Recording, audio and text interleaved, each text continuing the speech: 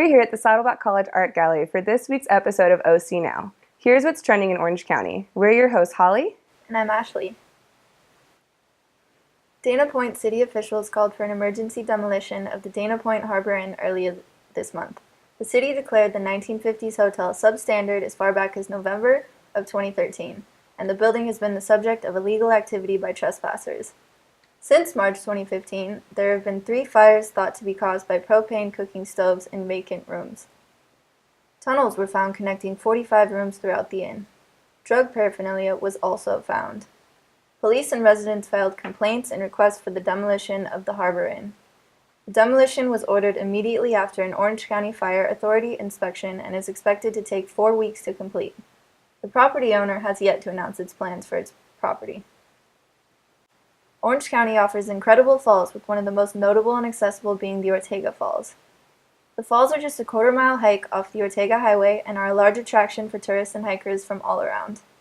You can access the trail for this natural wonder from the I-5, head east on Ortega Highway, past the Ortega Oaks Candy Store, and it's about 20 miles in. David Kerner is a 20-year-old rock climber from Saddleback College who's been rock climbing since he was 6 years old. He has climbed Denali, one of the 7 summits of the world. David plans to continue his training and educate other college students who are passionate about rock climbing. Here's OC News team reporter Holly Bartlow with more on this rock climbing expert. Nothing really inspired me to start rock climbing. It was just more a love for being outdoors, a love for exploring. Saddleback College geology student David Kerner has been rock climbing since he was 6 years old.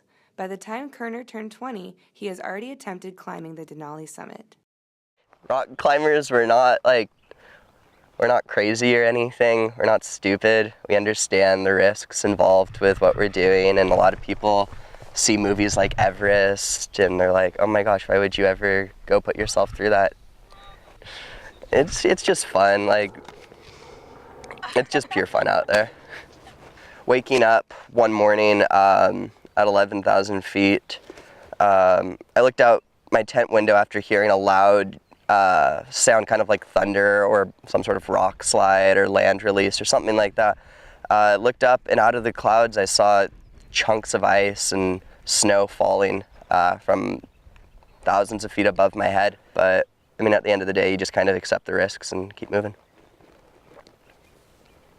Failure to me is that you weren't ready for it at the time, that your skills weren't there, that you didn't have the knowledge, that you didn't have the training for it. Failure is really just finding where your limits are. Failure in itself is motivation. Yeah. Kerner plans to keep climbing until he has reached all 7 summits around the world. Spring has sprung and Southern California is experiencing a super bloom of wildflowers.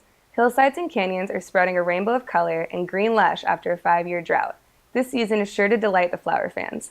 The long viewing season of almost 2,500 native and other plants run from late February in the desert all the way through the summer for the local mountain areas. For more information on where you can go for wildflower viewing, go to ocexplore.org/wildflowers. The Aquarium of the Pacific in Long Beach unveiled its long-awaited, most powerful educational platform for communicating the challenges and opportunities of the world ocean. The Pacific Visions exhibit will constantly be changing to reflect the world's current scientific issues and discoveries. This $53 million project is the final phase of the aquarium's master plan created back in 2005. The first phases of this master plan opened in 2013. Exhibits will range from art pieces to informative interactive events all about the Pacific Ocean. The estimated time of completion for this project is scheduled for 2018. The Dana Point Festival of the Whales is one of Southern California's largest seafaring celebrations, with more than 100,000 visitors attending each year. The 46th annual event featured a variety of activities over 2 special weekends in March, with a jam-packed program of festivities for all ages. Here's more on the story. The Festival of Whales is a Southern California tradition started in 1971, spanning the first 2 weekends in March every year.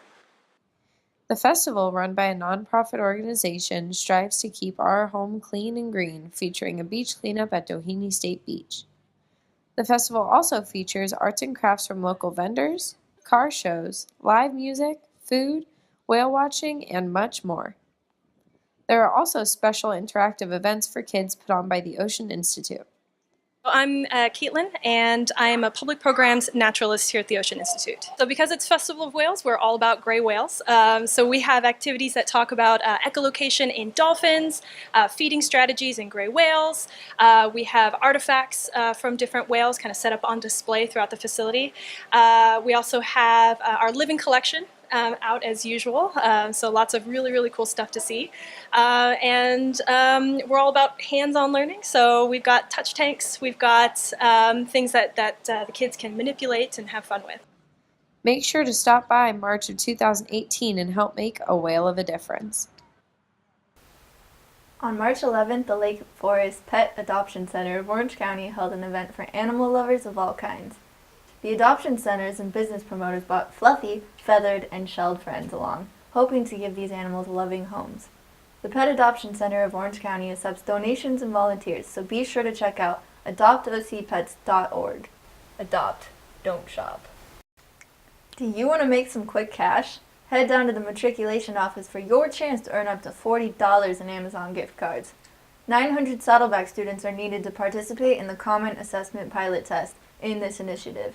There are 2 tests available, Math and English, which will earn you $20 per test. Tests will be available till the end of March and continue through April 7th.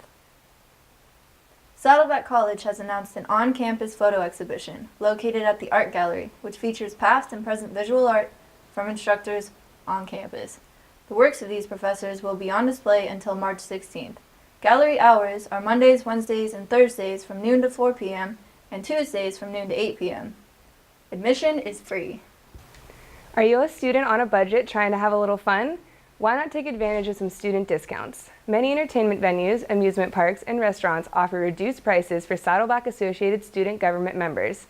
The student-run ASG organizes and promotes events on campus. It advocates for the student population and offers its members discounts at local businesses. With your ASG student ID in hand, you can score big discounts on movie tickets, food, and more. ASB stamps are available to purchase for $10 each semester on Saddleback College's My Site. Saddleback ASG and students celebrated Awareness Day on March 7th. Pins and goodies were passed out to raise awareness about the homeless and women's rights. Caramel Jazz Band filled the quad with some sweet tunes for the event, and Cal State Fullerton's Director of Debate, LaToya Green, came as a guest speaker to talk about women's rights. ASG Publicity Director Anjishu Mostafa shares the goal that Awareness Day is to promote a safe, fun, all-inclusive environment for everyone on campus. That's it for today's show. Don't forget to check us out on our website, ocnewsteam.com. And on our Facebook page, OC News Team at Saddleback. From all of us here at OC Now, thank you for watching.